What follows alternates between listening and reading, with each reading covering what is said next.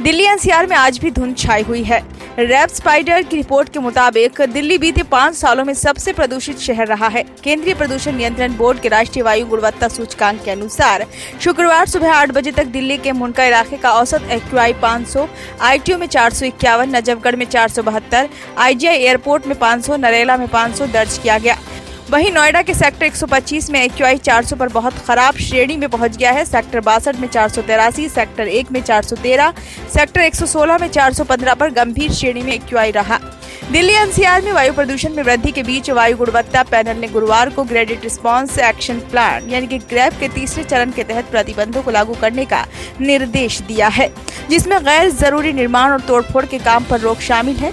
CM QM की meeting के बाद राजधानी में ग्रैप 3 को लागू करने का फैसला लिया गया।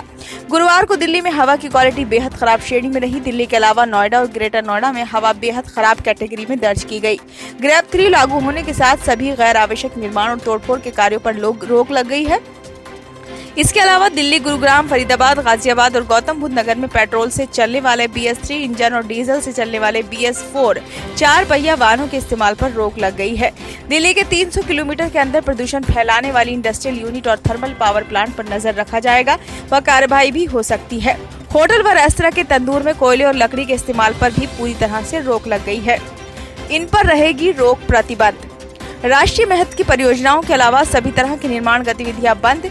सड़कों की झाड़ू से सफाई नहीं होगी। नियमित तौर पर पानी का छिड़काव, बस समेत सभी तरह के सार्वजनिक वाहनों की संख्या बढ़ाई जाएगी। पत्थरों की कटाई जैसे गतिविधियों पर रोक। हॉट मिक्स प्लांट व ईंट के भट्टे चलाने पर रोक लगी रहेगी। राज्य सरकारों को सलाह 5वीं तक की कक्षाएं ऑनलाइन पढ़ाई जाएं। दिल्ली में प्रदूषण के चलते ग्रैप 3 लागू होने के बाद दिल्ली मेट्रो ने अपने फेरे बढ़ा दिए हैं। DMRC ने बताया है कि पूरे नेटवर्क में 20 फेरे बढ़ाए गए हैं। बढ़ते प्रदूषण के चलते नोएडा पुलिस ने विशेष अभियान चलाया है। इसके तहत 10 साल पुराने डीजल वाहनों और 15 साल पुराने पेट्रोल वाहनों पर कार्रवाई की जा रही है।